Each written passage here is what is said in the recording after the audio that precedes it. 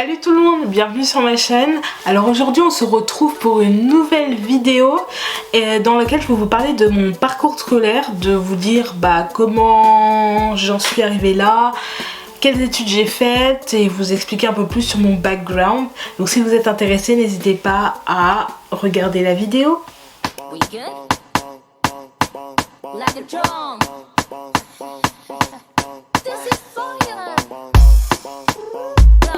Faut savoir que au niveau de ma scolarité, j'ai eu une scolarité assez basique. J'ai effectué ma scolarité à peu près jusqu'à mes 9-10 ans. J'étais en région parisienne et ensuite j'ai déménagé dans le nord-ouest de la France. Et dans lequel j'ai effectué toute ma scolarité jusqu'à mes 21 ans du coup. Parce que du coup j'ai 21 ans. Alors faut savoir qu'au niveau collège, j'étais une élève assez moyenne, je tournais entre 11 et 12 de moyenne. Et j'étais une élève assez sérieuse, studieuse, etc. Et en troisième, j'ai voulu aller faire un bac général. Parce qu'à l'époque, je savais pas trop ce que je voulais faire. Au lycée, j'ai fait une seconde générale. Donc ça c'est plutôt... Non, en fait c'est une catastrophe. Genre j'avais vraiment beaucoup de mal, surtout en maths, en histoire géo c'était beaucoup de la rédaction. Dans toutes les matières scientifiques en fait j'avais beaucoup de mal. Du coup à la fin de la seconde j'ai choisi d'aller en terminale, en filière STMG. Donc la STMG c'est Sciences Technologiques du Management et de la Gestion. Et en fait parce qu'il y avait du droit et aussi parce que c'était une matière qui était vraiment sur le monde de l'entreprise. Donc forcément ça collait complètement avec ce que je voulais faire plus tard. J'avais pas trop d'idées de métier en tête. Donc c'est principalement pour ça aussi. Donc en STMG du coup franchement j'avais beaucoup de facilité. Mais après moi j'ai toujours été quelqu'un qui bosse mais pas forcément plus que ça. Genre 3-4 jours avant les examens. Donc en STMG vous savez on a le choix entre 3 spécialités en terminale. Donc on a de la comptabilité gestion, de la marketing et de ressources humaines. Et normalement on en a une 4e mais qui est très peu proposée dans les lycées parce qu'en fait c'est une spécialité qui est très peu choisie. Donc moi je suis allée en RH, ressources humaines, et là c'était la révélation. Genre les RH j'aimais trop ça, franchement d'avoir pris RH c'était le meilleur choix de toute ma vie. Parce qu'en fait la RH c'était tellement complet, tellement dense qu'au final j'arrivais au classement au partiel, j'avais les meilleures notes. Les dossiers je les rendais mais hyper vite, facilement. Au niveau de ça du coup j'ai voulu m'orienter plus dans les RH, toujours dans l'entreprise mais plus dans les RH. Donc Parcoursup est arrivé, du coup j'ai fait plein de demandes dans les RH. Donc j'avais choisi BTS SAM, support action managériale. J'avais pris BTS NDRC, j'avais pris plein de trucs. DT, GEA, DTC. Honnêtement on nous a dit de prendre plein de choix. Du coup j'ai choisi plein de trucs qui m'intéressaient pas forcément de base. Et au final j'ai été prise en BTS NDRC. Et je sais pas qu'est-ce qui m'est passé par la tête mais je suis allée en BTS NDRC. Donc voilà. Donc c'est un BTS NDRC, c'est un BTS négociation et digitalisation de la relation cliente, qui en gros forme les commerciaux de demain, les commerciaux terrain, avec du coup en incluant le D de digitalisation qui est du coup vendre par le canal des réseaux sociaux, nous aider à vendre avec les réseaux sociaux. Faut savoir que c'était une filière qui me correspondait pas du tout au niveau personnalité, parce que moi j'étais une personne assez timide et du coup en NDRC fallait aller faire du porte-à-porte, ce qui n'était pas du tout ça me convenait pas, parce qu'en fait le porte-à-porte déjà c'est chiant. Je pense que tout le monde vous le dira, le porte-à-porte c'est chiant. Genre tu dois toquer chez les gens, tu les déranges, tu le sens, et limite ils te claquent à la porte au nez. Donc c'est hyper chiant et même toi t'es dérangé de le faire. Donc voilà. En fait dans ce BTS, on a 16 semaines de stage obligatoires réalisés. Donc on avait des 12 semaines, c'était un stage qu'on choisissait en fonction des entreprises qui venaient ou qu'on trouvait. Et en fait on pouvait faire de la vente B2B ou B2C. Alors moi pendant mon stage j'ai fait beaucoup de B2B et de B2C. Je vais pas vous dire exactement c'était quoi, mais en gros c'était un stage en imprimerie. Et en fait je devais vendre tout ce qui était faire-part, des bulletins municipaux pour les faire. Donc c'était un travail de prospection. Et j'ai aussi refait les réseaux sociaux du coup de mon entreprise de stage. Donc ça j'ai vraiment adoré. Et sinon au niveau des autres semaines de stage, du coup c'était des missions de vente organisées par mon lycée du coup. Et en fait on a eu vente de vin que j'ai pas du tout aimé. Parce que personnellement moi j'aime pas forcément le vin. On a eu aussi vente de parfum, ça j'ai adoré par contre. Et vente de presse, d'abonnement presse. Donc ça c'était trop bien. On était en équipe donc franchement c'était hyper bien. Et en fonction de ça en fait on validait des compétences nécessaires. Et des compétences nécessaires pour l'examen. Donc à l'examen, franchement, en vrai l'examen, les cours en fait on se dit au début ouais c'est un peu dur et tout, mais en fait à l'examen on se dit mais en fait c'est pas si dur que ça en fait. Genre on a des oraux, on a un sketch de vente, on a présentation d'une animation commerciale qu'on a faite. Et je sais plus du tout, on a 3 épreuves orales à passer et ensuite c'est que des écrits. Donc en vrai si tu gères tes oraux, les écrits, faut juste avoir la moyenne quoi. Donc c'est ça qui est super bien. Donc honnêtement moi j'avais vraiment du mal à avoir la moyenne. Pendant mon BT je devais tourner vraiment, j'avais du mal à avoir 11. Genre vraiment, là par contre j'étais vraiment en dépression et tout. En fait je sentais pas du tout à ma place dans ce BTS. Et parce que c'était pas du tout en accord avec ma personnalité. Et il y avait beaucoup d'objectifs de vente que j'arrivais pas forcément à obtenir. Du coup vu qu'on avait des objectifs de vente et qu'après on avait des dossiers à rendre en fonction de ce qu'on avait fait. Et vu que moi j'arrivais pas à vendre, du coup j'avais des mauvaises notes à mes dossiers.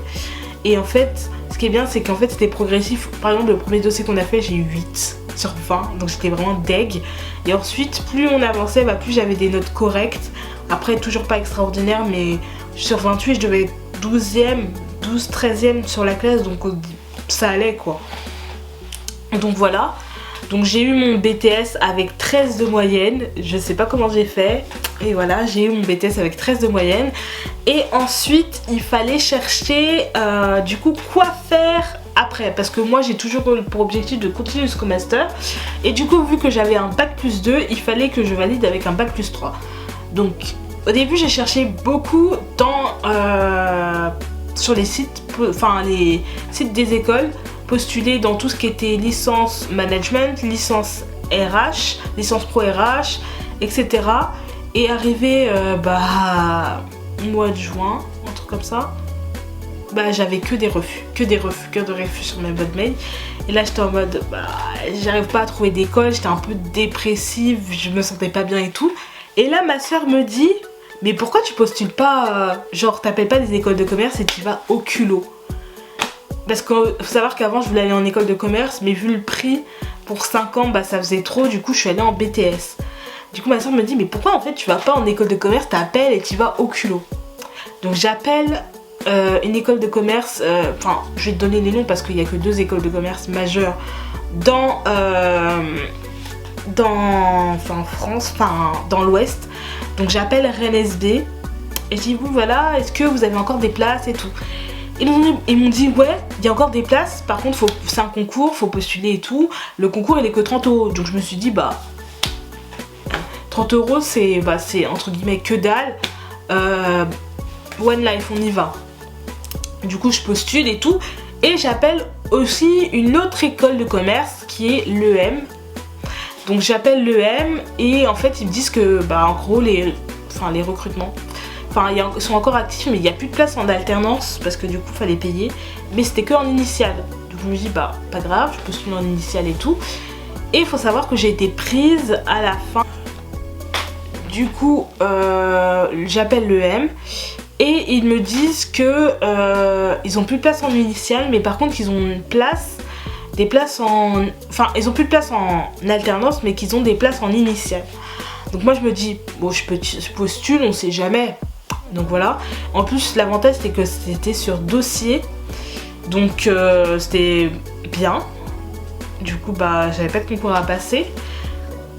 Et voilà, donc je remplis toutes mes pièces, etc. Et je passe le concours de Rennes SB. Rennes SB, j'ai été refusée. Évidemment, parce qu'il y avait des trucs... en fait, c'était des épreuves écrites, logique mathématique, logique numérique, de l'anglais et tout. Et un oral de motivation en anglais. Faut savoir que l'anglais, moi, c'est une matière qui me... rebute pas du tout. Moi j'aime beaucoup l'anglais, je regarde toutes mes séries en anglais. Mais l'entretien en anglais, mon frère, ah, j'ai galéré, un truc de ouf. Donc ça m'a pas étonné que j'ai pas été prise, mais j'étais quand même déçue. Donc mon dernier espoir c'était l'EM et j'ai reçu, je me souviens j'étais au travail, du coup parce que j'avais un job étudiant. Et je reçois un mail où vous avez été accepté à l'EM. Et là je dis mais yes! Mais yes! Genre franchement, trop contente. Donc j'ai une école pour l'année prochaine, mais du coup fallait chercher un prêt. Du coup j'ai fait une demande de prêt. J'ai eu mon prêt en janvier, du coup fallait serrer un peu la ceinture, là un peu le temps que j'ai mon prêt.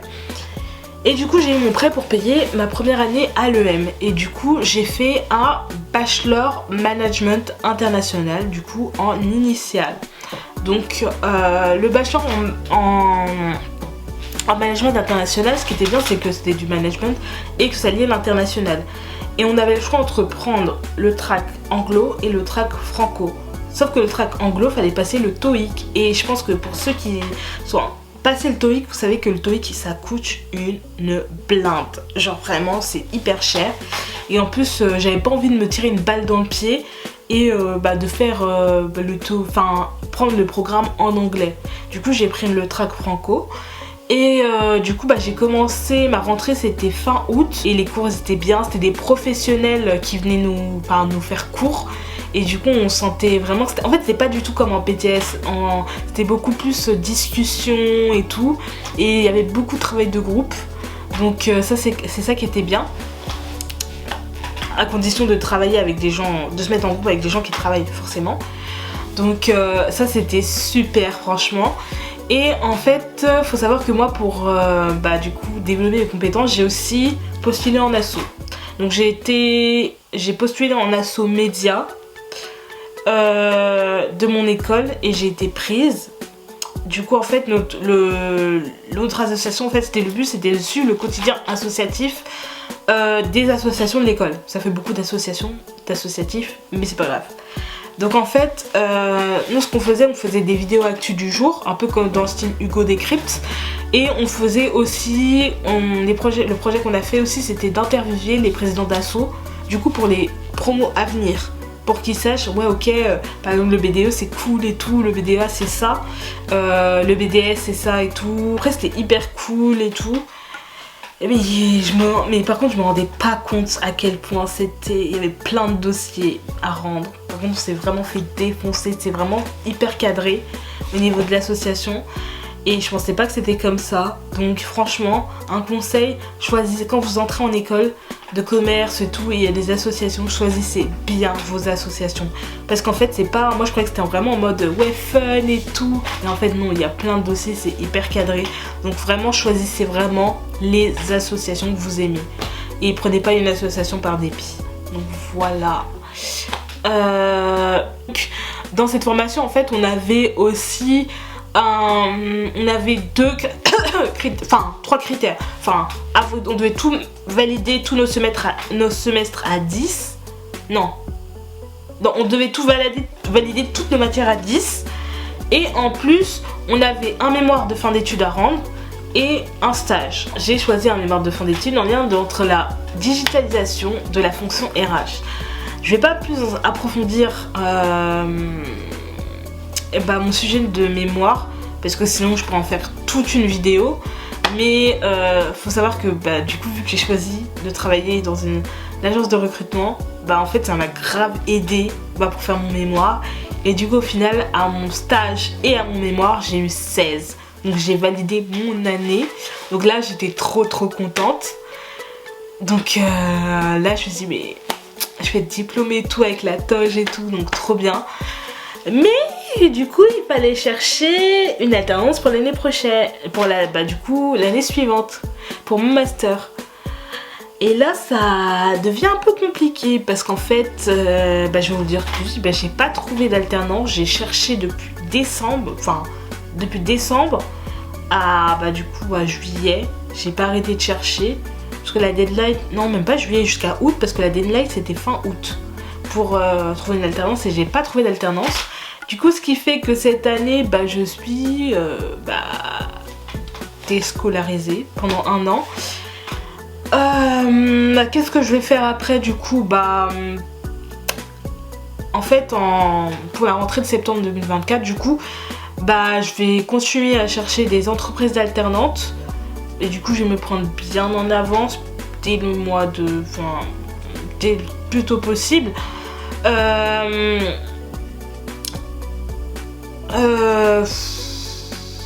plus tôt possible. Et je vais faire... je vais aussi économiser... du coup là je travaille et j'économise en même temps de l'argent pour payer au cas où... une année en initiale. Faut savoir que l'année en initiale ça coûte quand même 12 500 €. Donc faut faire x2, sachant que j'ai déjà pris un prêt pour mon bachelor, donc je pouvais pas prendre un deuxième prêt. Donc pour l'instant je taffe et en espérant que c'est une de ces deux options aboutisse. Du coup là je suis là. Mais c'est pas grave, là je travaille, je suis de retour chez mes parents, j'ai rendu mon appart la semaine dernière. Et en espérant que du coup pour l'année prochaine que je puisse faire mon master. Non, s'il n'y a pas de raison ça devrait le faire.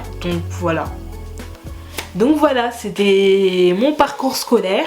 Merci du coup de m'avoir écouté. Surtout n'hésitez pas si vous avez d'autres questions sur le bachelor management international, sur les écoles de commerce, sur la vie associative, sur le BTS NDRC ou sur le bac STMG, je sais ça fait beaucoup de trucs. N'hésitez pas à me le noter en commentaire et je répondrai soit en commentaire soit en vidéo si ça vous intéresse. Et puis nous on se retrouve la semaine prochaine pour une prochaine vidéo. Merci.